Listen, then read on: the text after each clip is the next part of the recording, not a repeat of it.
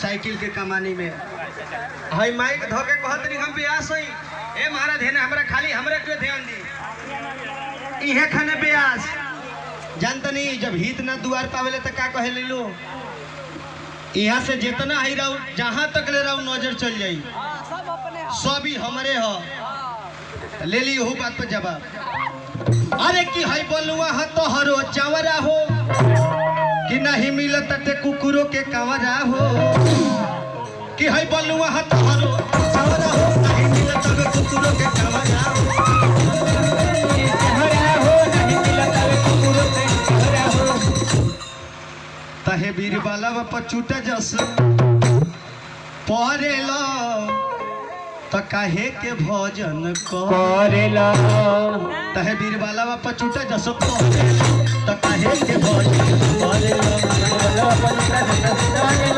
काहे के भोजन करेला बीर बाला पर चूटा जस परेला तो काहे के भोजन करेला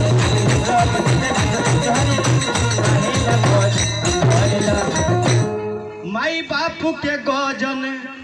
करेला ध्यान दी कि माई बापू के गजन करेला तो कहे के भजन करेला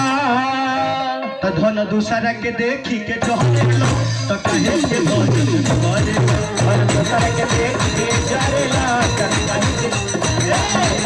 दूसरा के देखी के जहरेला तो कहे के भजन करेला